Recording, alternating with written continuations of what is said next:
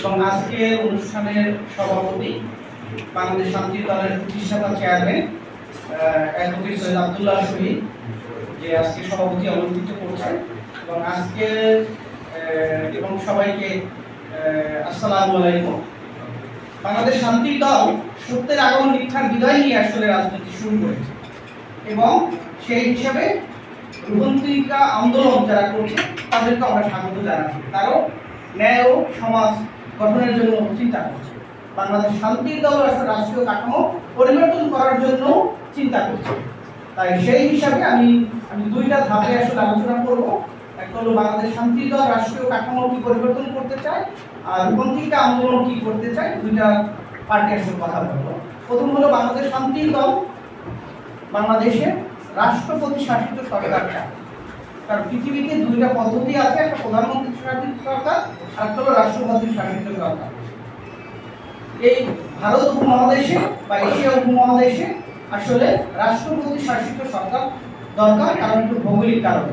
কারণ আপনারা জানেন প্রধানমন্ত্রী শাসিত সরকারে কি হয়, প্রধানমন্ত্রীকেও প্রথম এমপি হতে হয়। সেই ক্ষেত্রে তাকেও দুর্বৃত্ত পেশি শক্তি কালো যাদের শক্তি আছে তাদেরকে নমিনেশন দিয়ে নির্বাচিত করে তারপরে মন্ত্রিসভা গঠিত হয় এবং সরকার গঠন করতে হয়। সেই জন্য ভালো লোকই নমিনেশন দেওয়া যায় না।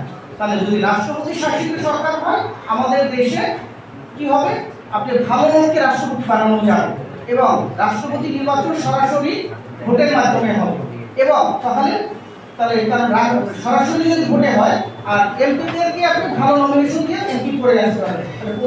তাহলে আর এখন পর্যন্ত যত পৃথিবীতে দুইটা সিস্টেমের মধ্যে রাষ্ট্রপতি শাসিত সরকারটা সম্ভব হয়েছে। তাই বাংলাদেশ শান্তি দল রাষ্ট্রপতি শাসিত সরকার ব্যবস্থা চায়, সেই জন্য আমরা আন্দোলন করছি। এটা হলো আমাদের কথা।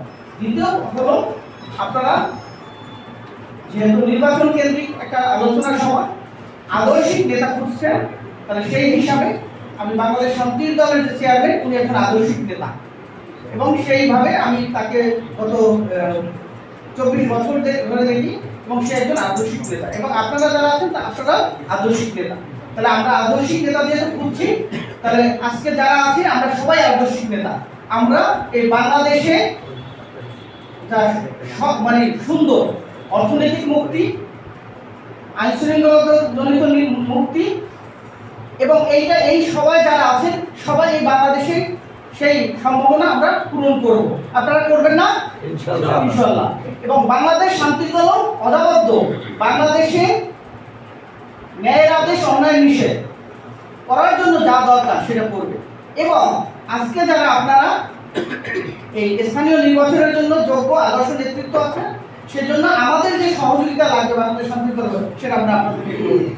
এবং শুধু বাংলাদেশকে যে স্বাধীনতার পরে যে সুফল দেওয়ার কথা ছিল সেটা বিভিন্ন রাজনৈতিক দল দিতে পারে না।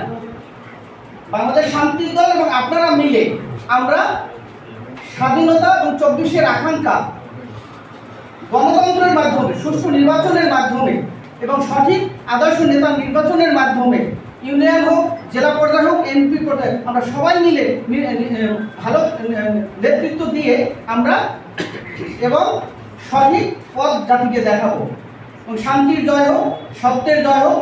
বাংলাদেশ শান্তির দলের পক্ষ থেকে সবাইকে ধন্যবাদ জানাচ্ছি। ধন্যবাদ সবাই।